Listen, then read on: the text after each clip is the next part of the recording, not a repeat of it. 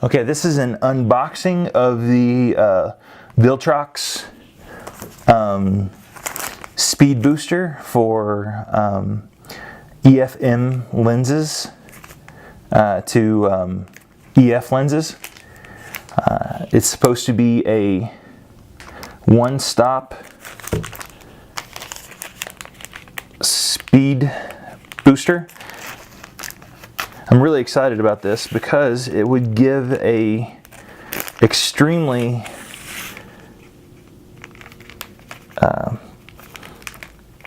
good option for people that are looking to get a full frame equivalent off of a very budget-wise camera.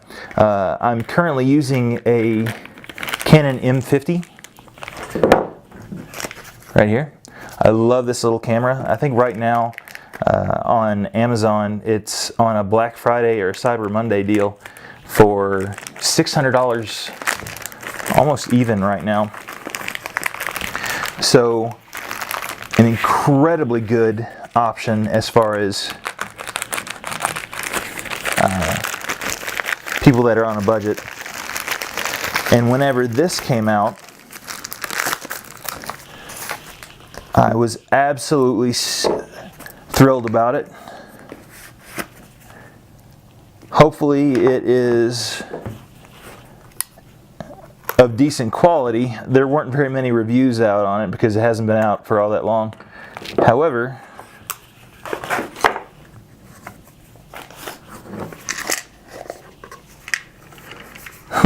rattling around in the box is never a good sign whenever you're dealing with glass. Okay, it's just an Allen wrench. Okay.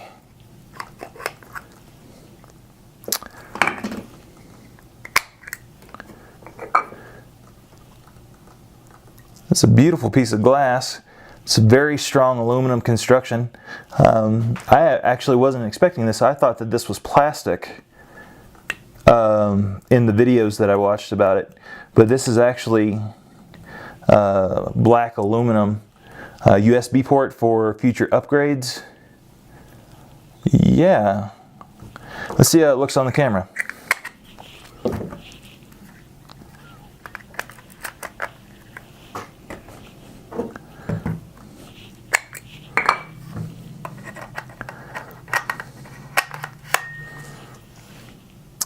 See, I like this for a different reason too, because this mirrorless system has absolutely nothing to protect the sensor, unlike a traditional DSLR. And now with a speed booster on it,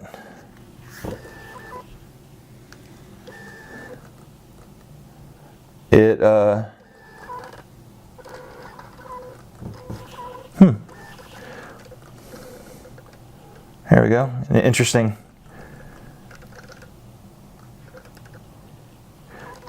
camera shot for everything. The autofocus works.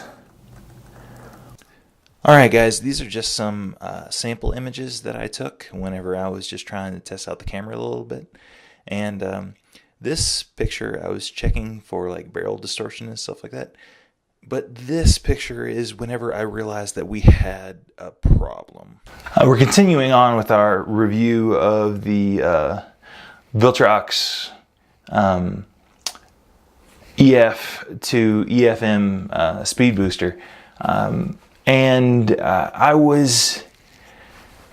don't know exactly what to say about this speed booster, because it does what I bought it for. So it's good in that respect. However, also it does other things that I was not expecting, and I don't like so much. First off, whenever I leave this on my camera overnight, I wake up and the battery is dead. So this still drains power even though the power to the camera is turned off. At least it does on my Canon M50. And that has surprised me and gotten me in a little bit of a tough spot on 2 occasions. But also there's a few other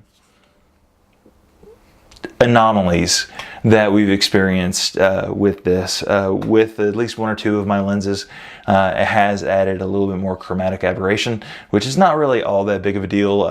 You can fix that really quick in post. But with 2 of my lenses, things got a little weird. Let me show you. Okay, this is being recorded on one of my favorite lenses, my 40 millimeter Canon 2.8 Pancake lens. Even though there's no image stabilization on this lens, I absolutely love it because my wife and I travel constantly, and this lens takes up next to no room. But whenever I try it with the speed booster, which would give me which would give me closer to the 40 millimeter focal range as opposed to the APS-C version of it.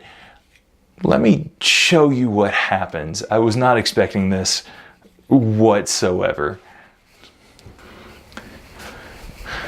Here we are. In addition to it giving us the wider focal length like I want, needless to say, what's going on right now is not exactly what I was hoping for.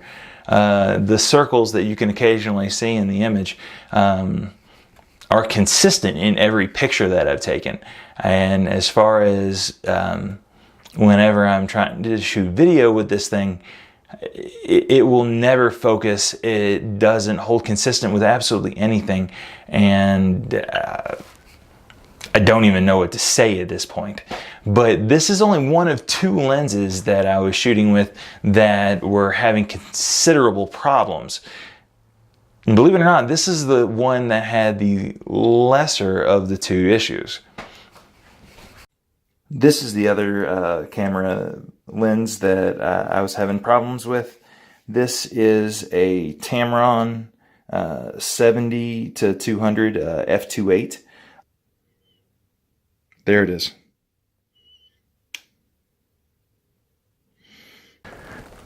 Okay, this is just to show that the issues that I was having with my camera were not the lenses.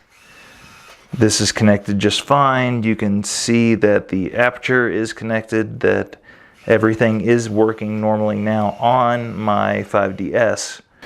And this is the Pancake 40. It is working just fine right now. So, okay, well, this lens is actually the reason why I got the speed booster.